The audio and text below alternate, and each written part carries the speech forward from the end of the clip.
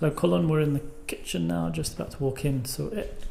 I've marked all the items up so you can see here under cabinet lights, power sockets, hob and oven will go here. Now the main issue here is that I've been advised by IKEA and also based on the measurement of the boiler to come out 7 centimeters from the wall, so it will miss these pipes at the bottom here. So I understand the warranty becomes void if you cut them. So that also extends far enough to cover the boiler for the full distance. As you can see, there's a slight difference between the boiler and the cabinet at the moment. So that means that the joists or the hanging items that come with the kitchen, these that they hook onto, will need to be on timber coming out from there and hung on those. All the cabinets in the kitchen have backs, I believe, so that should be fine to just get some 7 centimeter bits of wood to build out. From the design, the cabinets go all the way to the top, so that's great. That's going to cover most of those pipes. Good question about those pipes in the top corner here. Probably it would be good to cover those ones. It would also be nice to hang plants from that spot, so if it could be made fairly strong, and then we can, or maybe we can even just hang them from the pipes. I'll take your advice on that. Relative to the weight, not ideal. So yes, the kitchen stops here where that line is, and then there's a panel which I've already bought from IKEA, which fills in that blank on that, but it's all straight from there all the way across. Now, what would be fantastic here in the kitchen? So on this side is the plastic. Just the white plastic. We've got white plastic because it's going to be a heavy duty area, and to buy timber and you cut out a lot for the sink, etc. So that's going to be white plastic.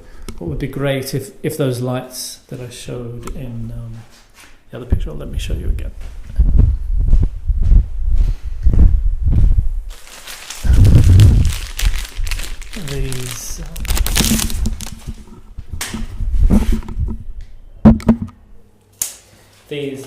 These lights, if they could create a sort of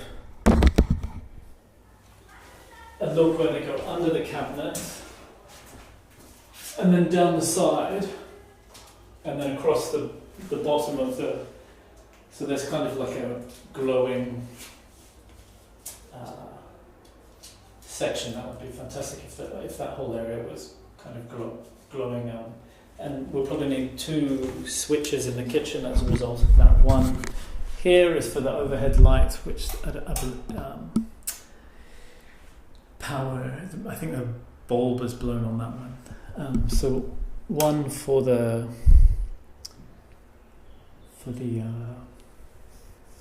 overhead light, and then one for the lights that will be in the kitchen. And also, if you could run these lights along the bottom section like this under here, that would be great. So basically this whole area will just sort of light up at night. It might even be worth doing a motion sensor rather than a switch. I'll leave that to your judgment, which you think is better. Otherwise I suggest maybe a switch could be put against the wall here, or so you can see on the wall, this is where the sink goes. So the sink goes under the boiler here. This is the legal issues. We have the dishwasher, the hob and oven. The hob hasn't come with the IKEA, so I need to find out what's happened to that. If not, I'll order one pretty quick. Lights, the tap will go here under the sink. It needs to come, everything will come out 7 centimeters, and then on this side is the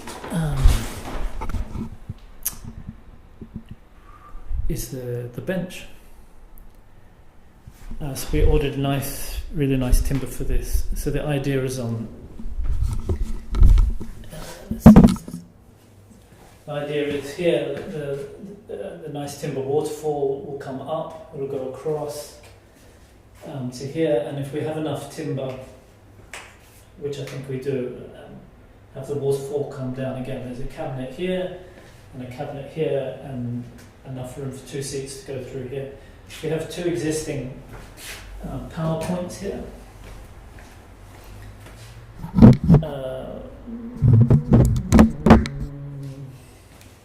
So there's one here and one here. So the idea would be to go up, and then here it's got have a socket, or have all the sockets inside the cabinet that's here, and have the socket inside the cabinet that's on that side, and then just a round hole on the bench, on the worktop that can go just a round hole, and then when we need to plug something in, we can just go down and plug it in. And on this side, I don't think we'll need a hole, just the plugs inside, because we might put coffee machines and things in the cabinets here. So that should be quite a nice, tidy area. We did think about putting a bench over here in the window, because the sun is so good. But I think maybe it would be better to be able to move the chair, just have stools and maybe a little table and move them to where it. But the sun is quite good here. So yes, this is the radiator. Remove radiator to be used near the window in the living room. So this radiator here will be moved into the living room. Radiator from kitchen could go on that side or that side. It doesn't matter. I've measured them and they fit neatly underneath the window there, so that's good.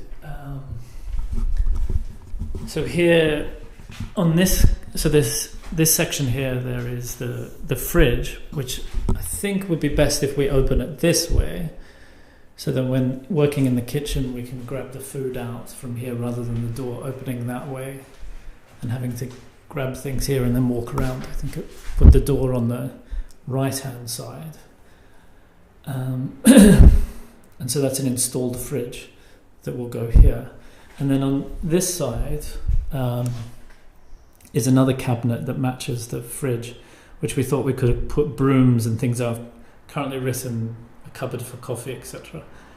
But maybe it's better to have that over on this section of the kitchen, and have brooms and all those kind of things in here. But it would probably be good to. There's a power point here. If, that could go through. So it's with this radiator removed, there's plenty of room for both the cabinets to go there. I've written here the router could go in a cupboard, the cupboards that are above here as an example, because it's an unusual spot, people wouldn't think about it. There are pipes above, but I don't know. I leave that to your thinking. I mean, we can make the particular cupboard waterproof, for example, so nothing would come through. So I believe that's the kitchen. So the boiler is being checked today. I tried it myself earlier yesterday, and it was working fine. I had hot water in the shower. But there was also a little drip coming down, so I turned it all off. But yeah, it's all working pretty well. You can see the lights come on, and then it'll kick in a moment, but I haven't got the water on. So yes, this cabinet will be removed. Obviously, all the pipes, etc., are boxed in. This, the boiler here fits in. We've got 80 centimeter cabinets, so we'll cover that. So there's an 80 centimeter and then another 80 centimeter one. So that covers that. And then there's the smaller cabinets on the top, makes it all very neat and tight. So it'll be a very neat kitchen along there, very, very tight, very neat. We've got these are enclosed, so that's very neat across there, and then through to there. Let me see what I've written here. Oh, so here, let's see if the light's going to pick up. I've got so there's no the radiator. I've got written here. I'm coming up on that. Radiator from small bathroom under the breakfast bar. Hot water pipes to come along from here. So in this top corner of the kitchen, the pipes are running down there.